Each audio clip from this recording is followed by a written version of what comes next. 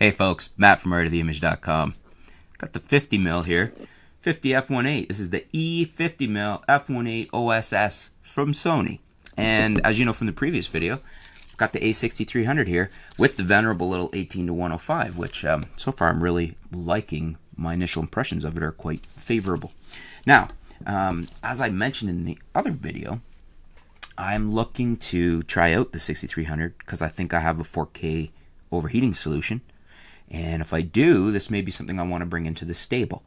Lenses, as I've said in past videos, has always been a bit of an issue for me, but if this 18-105 f4 is a decent lens, which I think it is from what I've been reading, from hearing from Kirk Tuck, he seems to like this lens over at the Visual Science Lab. So I'm going to give it a try. I think it's got to be a better performer, I'm hoping, than the 16-50 kit lens. That's why I went with this instead of the a6300 kit with the 16-50. This, I believe I might have shot this on the 6000, and I remember liking this lens.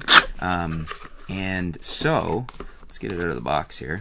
If this lens, paperwork, warranty, manual, whatnot, if this lens is as good as I think it is, and typically 50s, especially modern 50s, are quite good performers.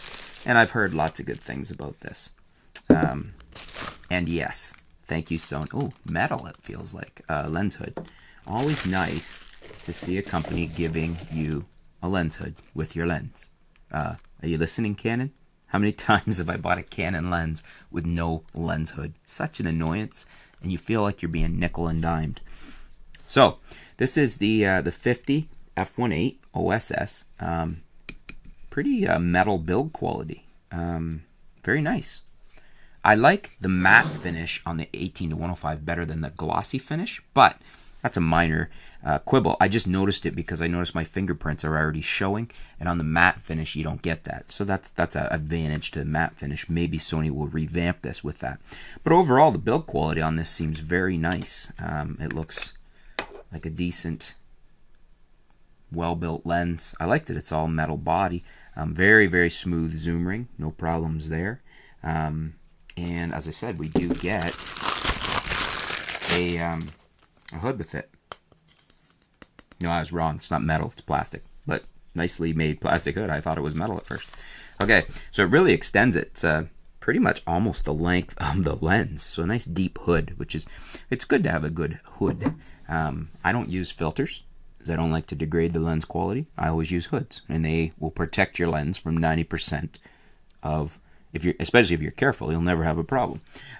Let's get this off. There we go. And we'll stack that and get the 50 on to show you what it looks like here on the, there we go, on the 63. Much more conducive lens for the a6300 in the sense that it's smaller and lighter. So, you know, when you're looking at a small light body like the a6300, this smaller, lighter 50 is quite nice. You can see that lens does make up a big difference. Look how small it is without the hood on. Not the lens, the hood. Did I say that backwards again? Anyways, look how small it is without the hood on the lens. And you can see it's, you know, it fits in the palm of your hand with the lens. The hood does extend it a fair bit, but I usually leave them on all the time.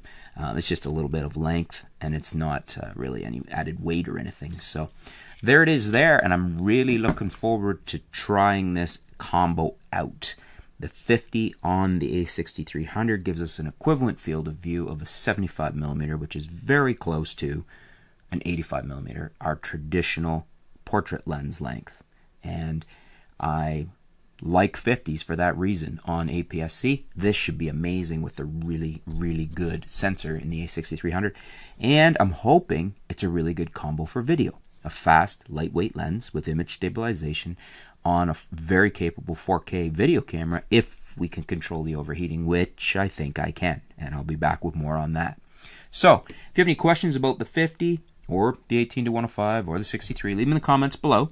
And I'll be back with some reviews and some updates and some samples from the 50 and tell you how it's going. And most importantly, you're probably as curious as I am if we can solve the overheating in 4K video.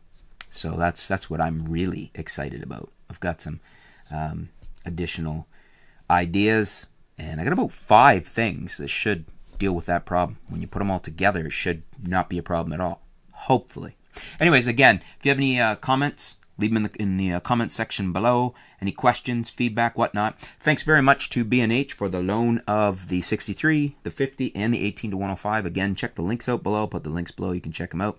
And stay tuned, folks. We'll be back soon here at artoftheimage.com.